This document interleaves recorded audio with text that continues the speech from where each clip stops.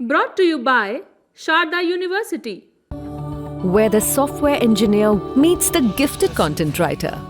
The world comes together at Sharda University. Operation Sindoor के बाद भारत पाकिस्तान के टकराव के दौरान 5 फाइटर जेट गिरा दिए गए। ये दावा किया है अमेरिका के प्रेसिडेंट डोनाल्ड ट्रंप ने, लेकिन किसके ये नहीं बताया। ऐसे दावे ट्रंप पहले भी करते आए हैं। कभी कहते हैं कि भारत पाकिस्तान का युद्ध उन्होंने रुकवाया, तो कभी दूसरे युद्धों को रोकने में भी क्रेडिट ले लेते हैं। द इंडियन एक्सप्रेस के हवाले से लिखा गया कि शुक्रवार 18 जुलाई को व्हाइट हाउस में रिपब्लिकन सांसदों के लिए एक डिनर रखा गया था।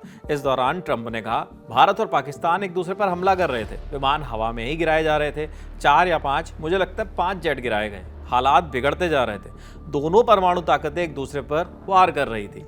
ट्रंप ने आगे कहा, हमने इस मामले को ट्रेड डील के जरिए सुलझाया। हमने कहा, अगर तुम लोग एक दूसरे पर हथियार और शायद परमाणु हथियार भी फेंक रहे हो, तो अमेरिका तुम्हारे साथ कोई व्यापारिक समझौता नहीं करेगा।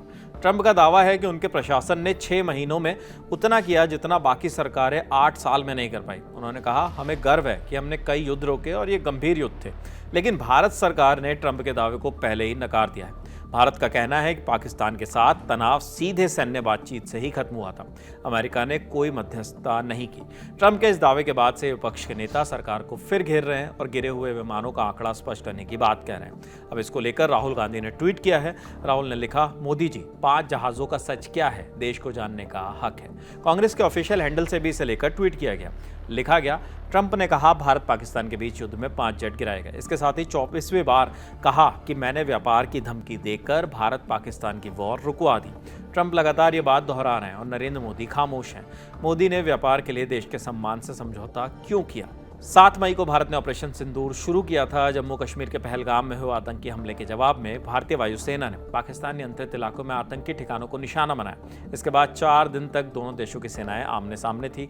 10 मई को टकराव खत्म हुआ। 31 मई को सिंगापुर में आयोजित एक सुरक्षा सम्मेलन में भारत के chief of defence staff general Anil Chauhan ने कहा था कि शुरुआती झड़प में भारतीय वायुसेना को कुछ नुकसान हुआ, लेकिन उन्होंने ये भी बताया था कि इसके बाद रणनीति बदली गई और भारतीय वायुसेना ने पाकिस्तान के भीतर तक जाकर एयरबेस पर सटीक हमले किए।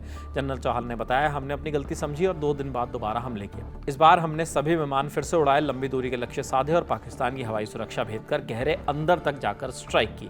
उन्होंने ये तो नहीं बताया कि कितने विमान गिरे, लेकिन ये पहली बार था जब भारत की ओर से कहा गया कि टकराव के दौरान भारत को कुछ नुकसान हुआ है। 11 मई को एयर मार्शल AK भारती ने प्रेस कॉन्फ्रेंस में कहा था कि संघर्ष में नुकसान सामान्य बात है, लेकिन भारतीय सेना ने अपने सभी चुनिंदा लक्ष्य पूरे किए और सभी पायलट सुरक्षित लौट आए। उन्होंने ये भी कहा कि पाकिस्तान एयरफोर्स को कुछ विमान खोने पड़े और उनके एयरबेस को गंभीर नुकसान पहुंचा है। ट्रंप की टिप्पणी ऐसे वक्त पर आई है जब अमेरिका ने द रेजिडेंट फ्रंट यानी TRF को विदेशी आतंकी संगठन घोषित किया है। अमेरिका के विदेश मंत्री मार्को रूबियो ने इस फैसले की घोषणा की थी। भारत ने भी इस कदम का स्वागत किया है, लेकिन इन सबके बीच डोनाल्ड ट्रंप बीच बीच में कुछ शगुफे छोड़ते रहते हैं। खैर, फिलहाल इस खबर में इतना ही। इस खबर के लिए तमाम जानकारी जुटाई है हमारे साथी दीपेंद्र गांधी ने। मेरा नाम है विपिन किराड़। देखते रहिए दिल ललन टॉप। शुक्रिया।